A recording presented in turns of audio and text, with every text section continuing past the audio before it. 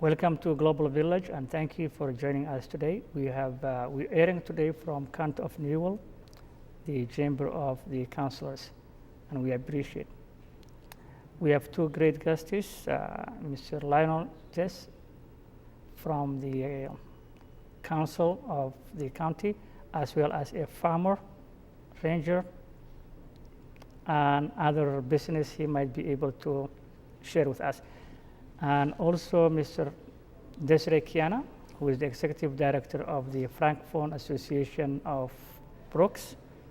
Welcome to the program. Thank you. Thank you. You want to tell us a little bit about yourself, Mr. Lionel? Tell us a little bit about yourself. A little bit about myself. Well, I was born in Brooks. I come from a rather large family. We had 11 children in the family. Wow. I was raised just 3 miles or 4 miles northeast of Brooks, and I still live there now. I bought the farm back in the 80s, and I've retained it, and I still am there now. So is it part of Brooks then, or just outside No, then? it's in the county. Oh, okay. Yeah. Yeah, and that's because as a counselor, I have to belong in that division. Oh, okay. So it's in the county. Wow. So you were born in Brooks. Wow, that's Yes. and you're still in the area. Yes. Yeah, I'm a lifetimer. So you are a farmer also and ranger. Yes, I farmed for many years. Recently, I guess it was just within the last 5 years, I have stopped the business and retained the ownership of the land, but I rent it out. Oh, okay. My neighbor rents it now. And Oh, that's good. yeah. Same thing. I think it's still you are considered to be a farmer. So, Desiree, you want to tell us a little bit about yourself? Yeah, I am Desiree Kiana, the executive of the Francophone Association of Brooks, Association Francophone de Brooks. I just live in Brooks from 2005. I came from Quebec, where I spent about 6 years. In those 6 years, I did 4 years at university. And I'm originally from the Democratic Republic of Congo in Africa. Wow, that's Central Africa. Yes. So there are two Congo. Exactly. There is the Republic of Congo and the Democratic Republic of Congo. Okay. They're different, but they are close. Used to be one before. No, they are close because the Republic of Congo colonized by the French, by France, and the Democratic Republic of Congo is colonized by the Belgium. Oh, okay. Yeah. But the Democratic Republic of Congo is extremely larger than the other Oh, Congo. yeah, it's extremely large. Yeah. Yeah, that was called Congo Kinshasa. Exactly. And the other one is Brazzaville. Brazzaville. Yeah. Okay, no, that's very good. So you came to Quebec. You stayed in Quebec for 6 years. Yeah, 6 years in Quebec, and after that I came to Brooks. So how long you been in Brooks then? From 2005 to have been about 11 years. Wow. Yeah. That's a very long time. Exactly. No, yeah. that's a very good. No, that's good. Mr. Lionel, were you ever thought to run for a public office? Was it something that from your early time, or is it something from within the blood of the family that for public service? No, it's something I chose to do myself. It wasn't my parents weren't in public office at all. It's something I chose to do after my career started slowing down, and I was looking for something to do, I guess, as much as anything. Yeah. And also, we all owe the community something, and so if we can give back by serving, then I think that's very important for all of us to consider. No, that's an honorable thing for giving back to the community, especially in terms either volunteering, public service, they are all the same. Yes. Yeah, so that's a very good. But wasn't from the family tradition. Not a family tradition, no. Okay. No. Okay, no, that's Mr. Desiree. What are the programs now you guys have from the Francophone? The Francophone Association is working with immigrant youth for their successful integration in the Brooks community and the Canadian society. That's the biggest program we have, the youth, but also we run a French program in their community. So we work with French community so that we can also be also very good integrated in this in our community in Brooks. Oh, okay, so you have French classes, you mean? Not classes, but working with the Francophone community means helping them for different services they need. Oh, okay, so they can integrate to the society. Exactly. Oh, okay, but is it only for the Francophone or is it open for everybody? Well, for the first program, we work with the Francophone community, but for the program with the youth is all the youth, all immigrant youth in the community. It's not supposed to be only French, someone speaking French, but work with all the youth in the community. That's very good. No, that's very good. And you do have different nationalities from all the Exactly, we immigrants. have different nationalities. We work with you from South America. We are working with you from Somali, from Ethiopia, from Asia. So different youth in our community. No, that's what makes a strong community to have to build the youth. Exactly. No, that is and you do have a sports games, soccer games. Oh, yeah, when working with youth, so like the big number of these youth who are working together are the soccer is like their national sport from the country where they came from. Yeah. That's why we promote also sports activities. So we always put like soccer. We organize different tournaments for the youth, summer and winter programs. But soccer is the main national sports in Africa and Asia. Yeah. Here, the sport is hockey. So are you guys encouraging also the youth to learn hockey because we are this part of the globe? The different youth who are working together are now involved in football, American football, and especially my son is one of them, and the guys were playing soccer, they also play football. American football? Exactly. Oh, that's very good. Yeah. Yeah, that's good. So maybe you guys can add also hockey. Hockey involved you need more money, you need more financially, you need to be ready for that. So we always get like soccer is easy to organize. So ourselves, we are trainers and we are coaches, and it doesn't need like too much money so that we can have a youth someone playing soccer. So it's cheaper than hockey. You need too much equipment, which is not easy for immigrant youth sometimes. But it's not easy. But the thing is, if they succeed in the hockey, also it has a potential, very high potential than the soccer. Exactly.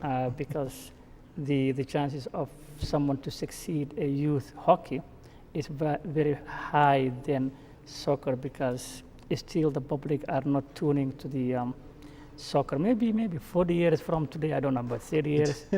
Not the Americans, not the Canadians. We have youth. I came with 2 of them here with me in the program, and they have been selected for Team Canada. So getting success is just the decision. You want to do something, so you work on it. You work hard so that you can reach your goals. That's it. I hope one day, I think the Canadians or the Americans will have a high percentage of the public tuning to the soccer games. Then it will be more people will join that. Now you have hockey, football, you have other games. The Yeah. soccer will be the final. They don't even watch. That's Ah, the we truth. have soccer is going high in Canada now. We have the soccer Canada team, the girls. Yeah, they are won. making it very good. They won this past Olympic Games. Yeah, they want to So think even bronze. during the World Cup, Hmm. yeah, the Canadian team was very good. So soccer is also going very good in Canada. Good. So we need to push this dream, but also we need to push also the idea of hockey. But yeah, that's something that maybe we can collectively try to help the youth Yeah, engage we need the the resources for that. engage with this program of the hockey, and that's a great for the Francophone to have two of their youth to go to South America for Team Canada. Yeah, that's a very, very And good, that was a very nice.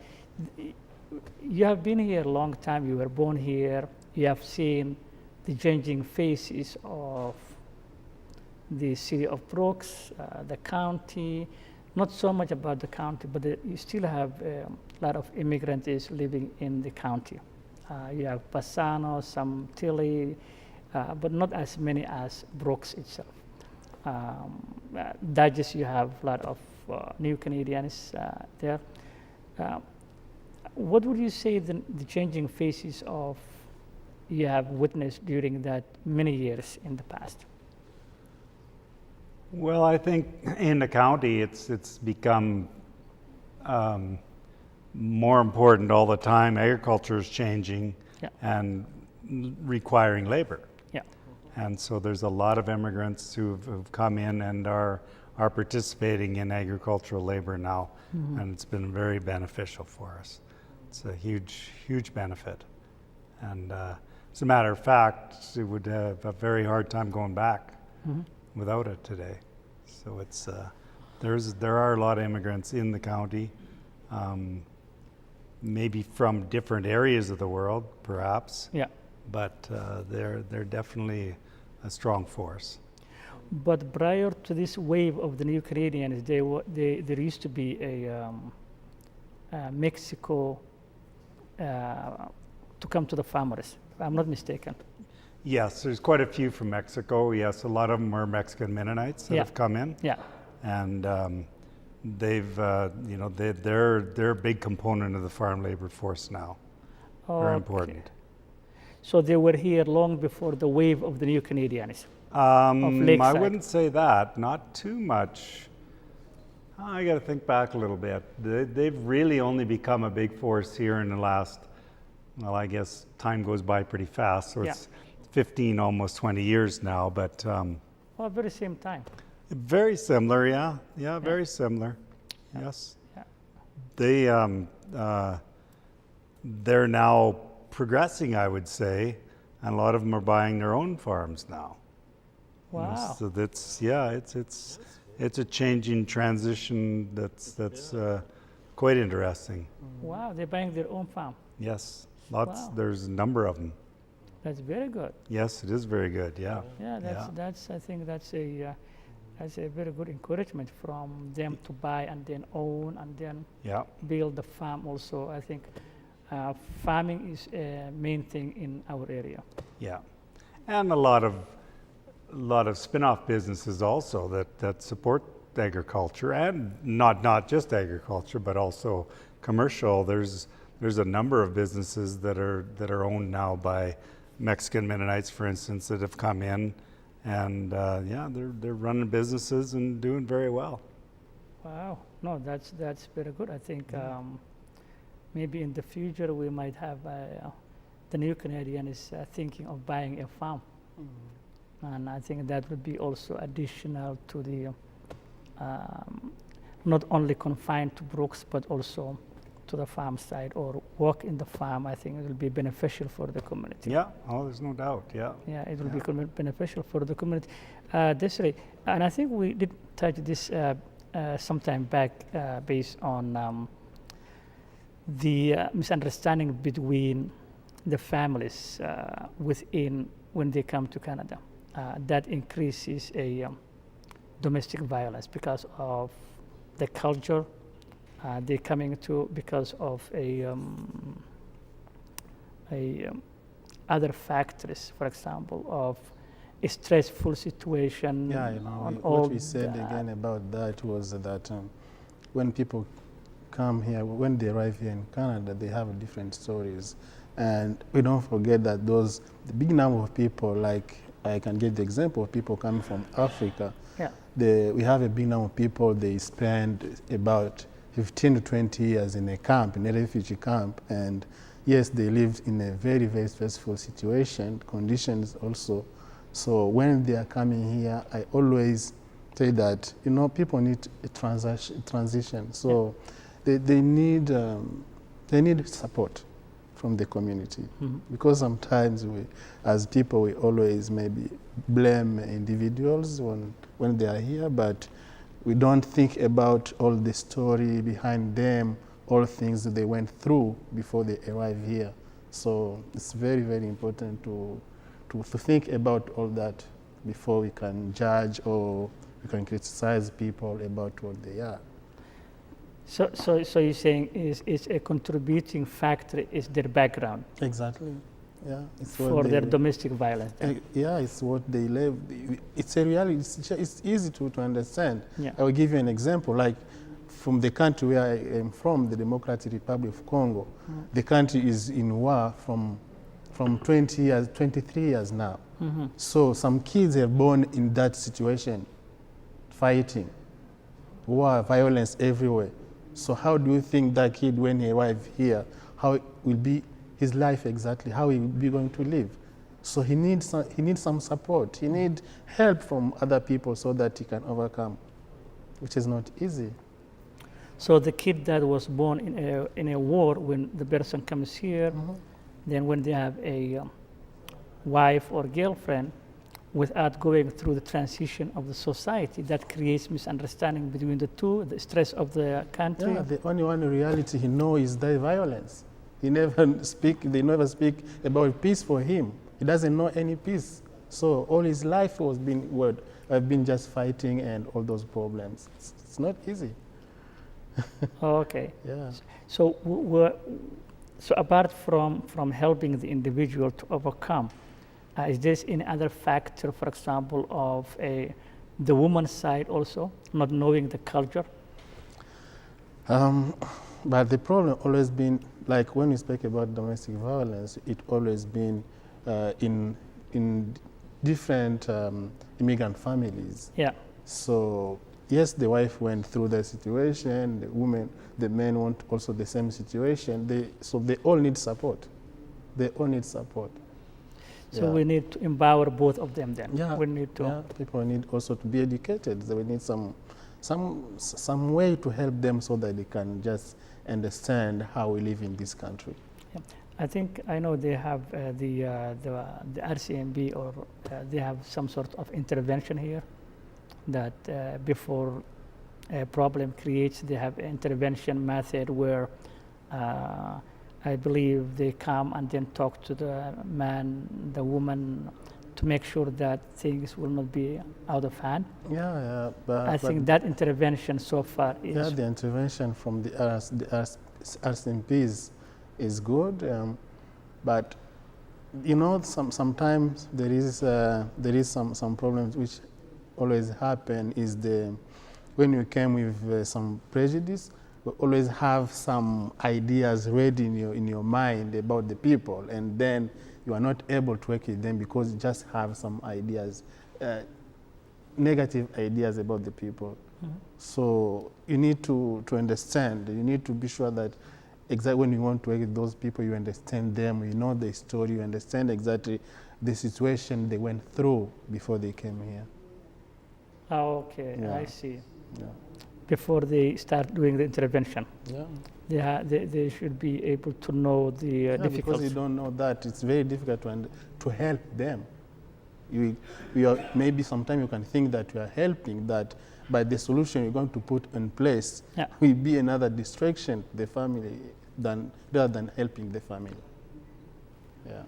No, that's I think that's a good way to look at. I think because I know there is a lot of domestic violence within the immigrant population, which also needs to be addressed.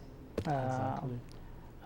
The all the groups they have that problem, so it's something that needs to be addressed and then educated, and maybe it improves further because of the common of everyone, the common good of everybody in the society. So it's our responsibility also to address that kind of intervention.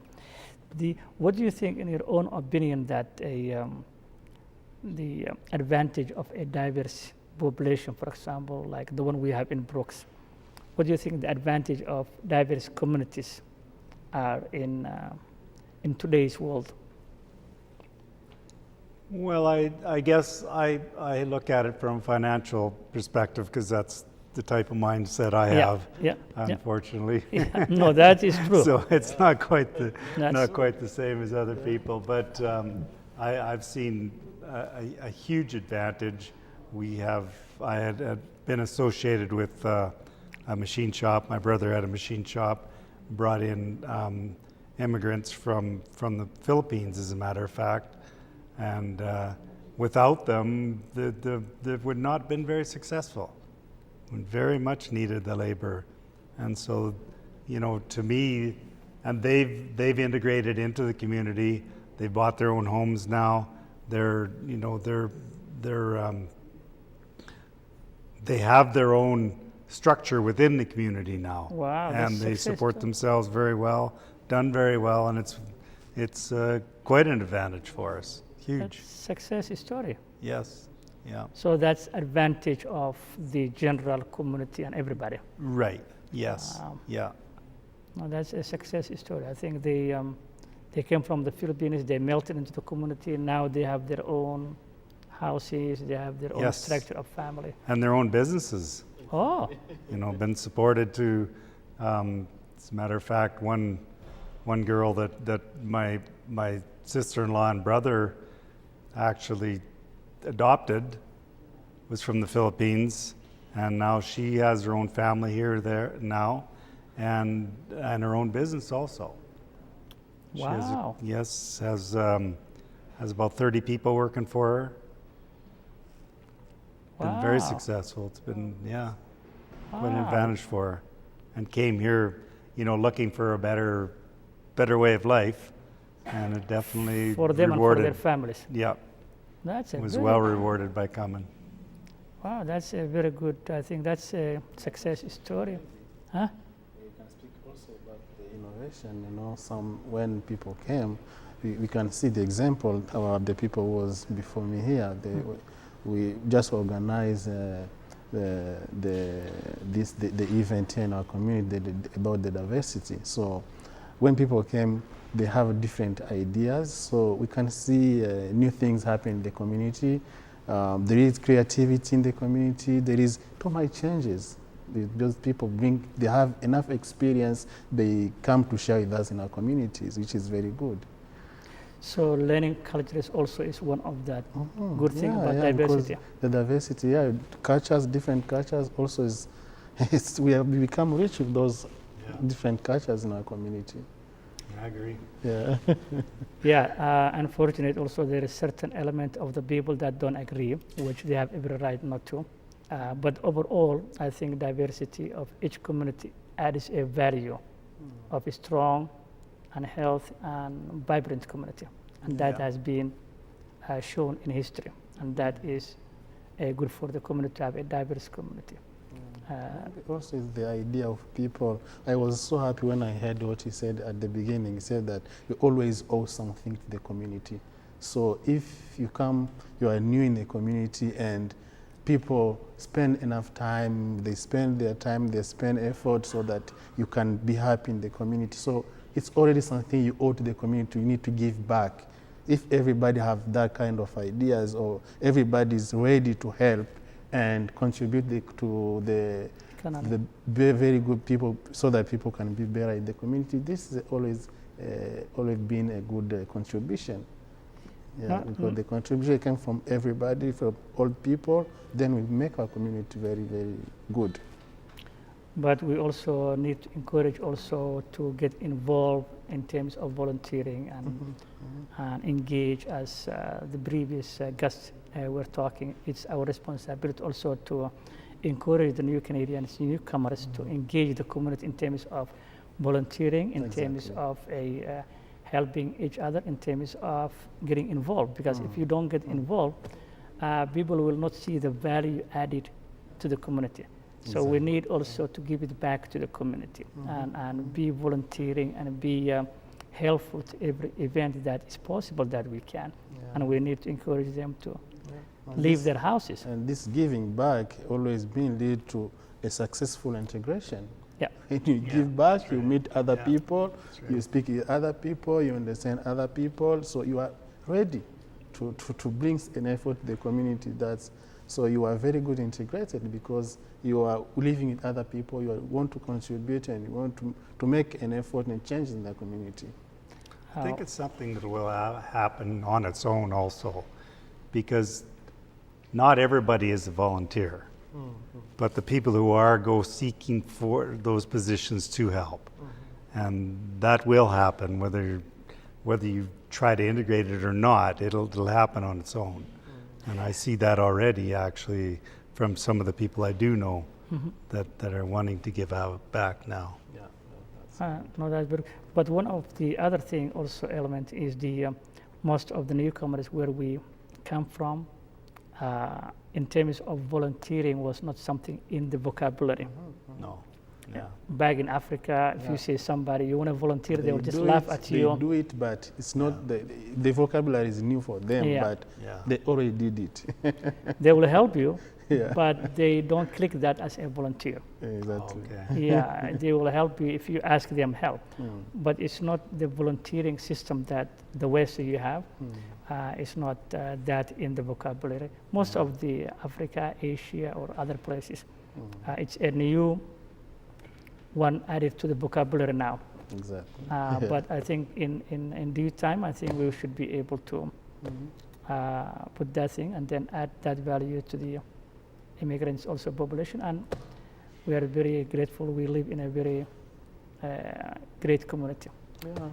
Yeah, but thank you very much, Mr. Councillor, and thank you very much, Mr. Desiree, for coming to Global Village. You're welcome. It was an honor to have both of you, and hope to see you next time. Thank you. Thank you very much. Thank you very much. Thank you. Yeah, this is the end of Global Village, and we again thank the councillors and the management of Newell County for giving us the opportunity to air Global Village from the chamber today. Until then, we hope you will join us next time. Until then, have a great day. God bless you all. Ahmed Kasim, your host of the program.